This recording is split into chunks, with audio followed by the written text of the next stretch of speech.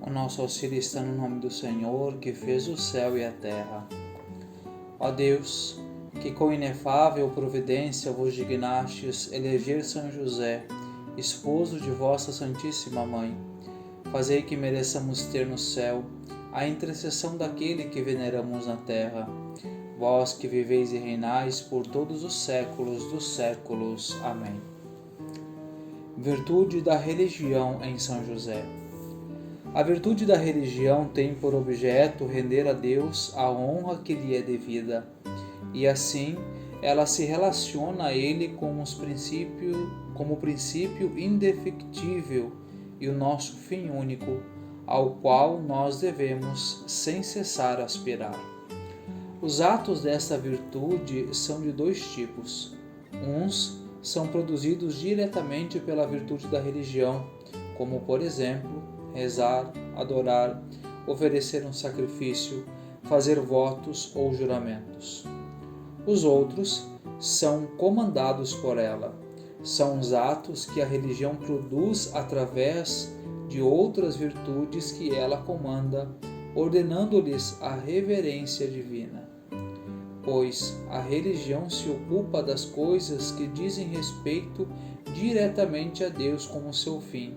Está mais próxima de Deus que as outras virtudes e comanda estas mesmas virtudes como uma rainha às suas servas.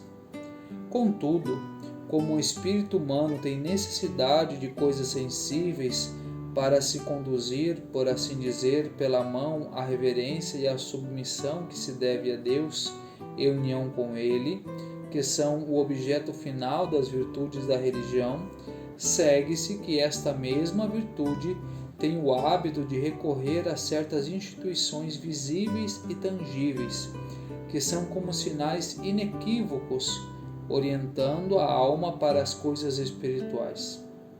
Assim, o culto divino não se contenta com atos interiores, ele se alimenta de atos exteriores, que servem para elevar a alma e a conduzir a Deus.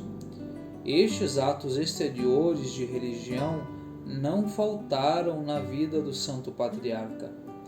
Fiel observador da lei de Moisés, cumpria fielmente todos os ritos com relação ao divino infante, seguindo nos atos de religião os justos costumes dos hebreus, frequentando regularmente a sinagoga e indo a Jerusalém todos os anos para adorar o Senhor.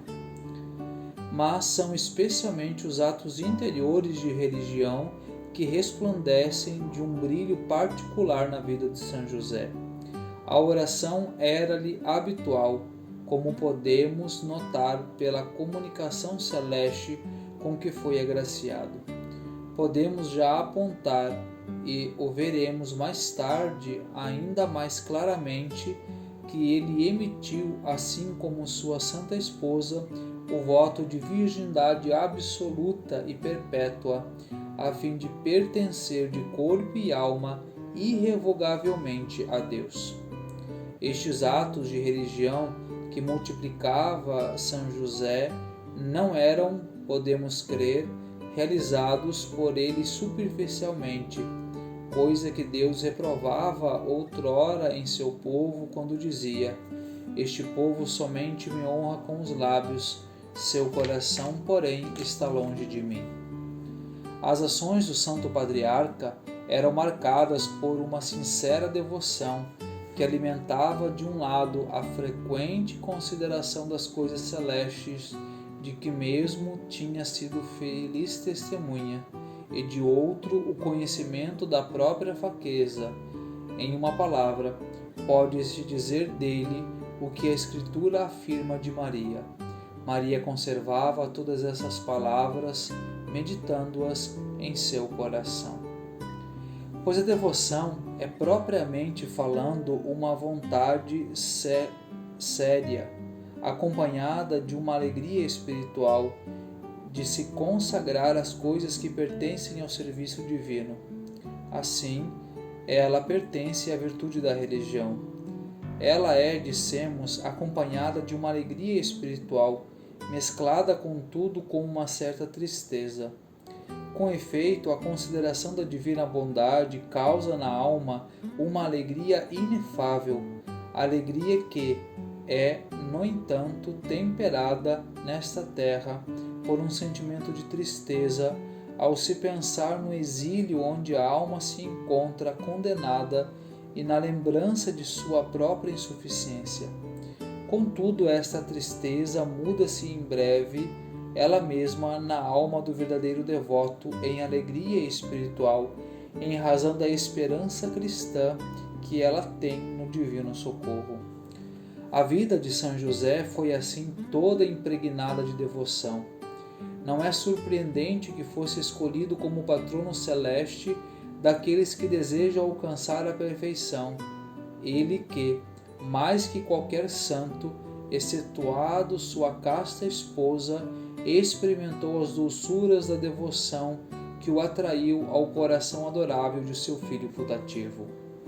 Este espírito de religião, acompanhado de uma sincera devoção que distinguiu a alma do glorioso patriarca, é a razão pela qual nós nunca pronunciamos seu nome sem juntar o espírito de santo ou de santíssimo, pois duas coisas pertencem à santidade.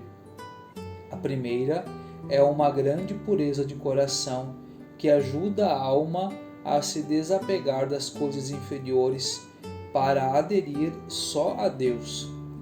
As coisas inferiores mudam e corrompem as coisas superiores, como a mistura do chumbo altera a beleza da prata. Em outro, a santidade exige uma certa firmeza de espírito que não permite à alma separar-se do serviço divino, quais sejam as tentações que encontre. Ora, essas são precisamente as duas qualidades que encontramos no casto esposo de Maria.